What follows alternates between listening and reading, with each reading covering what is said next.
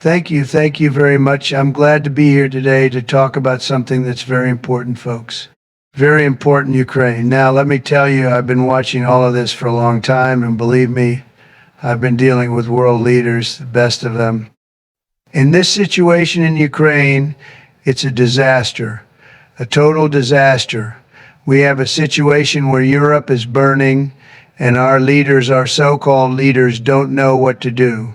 They're failing, folks. They're failing badly. Now, let's be clear. Ukraine is a mess, okay? It's been a mess for a long time. But we need to think about what's in the best interest of America. We've given billions of dollars, billions, folks, to Ukraine, and where's it going? We don't even know. Our money is being sent over there, and it's not helping us. We need to protect America first. America first, that's what I've always said, and I've been right. We're putting America last, sending money overseas when we've got problems here at home. It's wrong. We've got veterans sleeping on the streets, folks. We've got families struggling to make ends meet.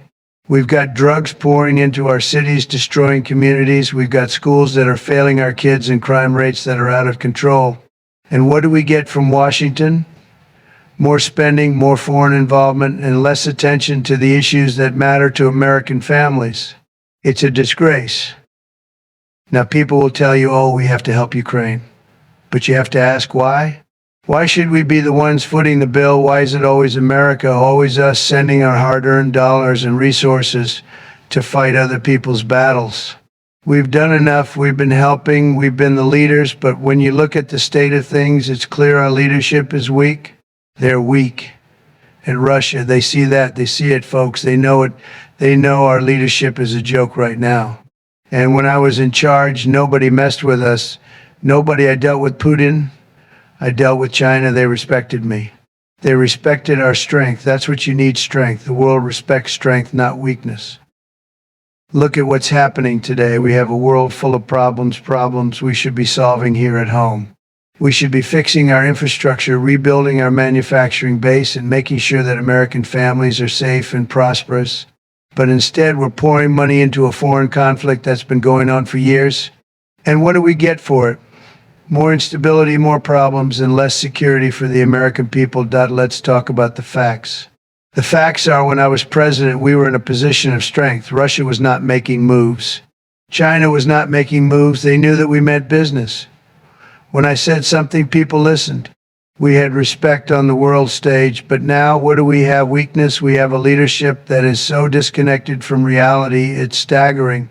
We have people who can't even protect our own interests, let alone manage the complexities of international conflicts. Russia sees this weakness. They've been watching, and they know they can do whatever they want because they know there won't be consequences. Russia has pushed into Ukraine, and we've responded with sanctions, but guess what? The sanctions haven't worked. They've hurt us more than they've hurt Russia. They've hurt American businesses, American families, and American workers. Let's be honest here. Our leaders are sending money overseas to fight a war that isn't ours. We're sending weapons, we're sending troops, we're sending aid, and for what? To keep a distant war going, to make sure that people across the world have what they need while we have nothing but problems at home. Think about this. Every dollar we send overseas, every weapon we give away, every soldier we send is a dollar, a weapon, a person we could be using to fix things right here. We could be rebuilding our infrastructure, bringing jobs back to America, and stopping the flow of drugs into our communities. Instead, we're throwing our resources away, and for what? To get involved in someone else's fight? It's madness, pure and simple. And don't get me started on our border. Our border is wide open. We have millions of people flooding into this country illegally, bringing crime, bringing drugs, bringing all sorts of issues. And what's Washington doing? Nothing, absolutely nothing. They're too busy sending money overseas while our own nation is being overrun. We need to secure our borders, folks. We need to put America first. America first. It's time to stop being the world's policeman. We've been the world's policeman for far too long, and we've got nothing to show for it. It's time to stop. I know some people out there will say, oh, but we need to help Ukraine. Well, I'm going to tell you, we've helped enough. We've been helping for years, and what has it gotten us? More instability, more uncertainty, more chaos. Meanwhile, our own people are suffering. Our own cities are in disarray, and what do we get? More problems. We've had enough of the endless wars. We've had enough of the endless intervention. It's time to take care of our own first. We need to stop sending money overseas. We need to stop sending weapons. We need to stop sending troops. It's time to bring our people home, folks. It's time to rebuild America. Let Ukraine handle their own situation. They're a sovereign nation, and they should have the right to defend themselves. But we shouldn't be footing the bill. We shouldn't be involved in every single conflict around the world. If they want to fight, let them fight. But America's priority has to be America, our people, our jobs, our security. That's what matters.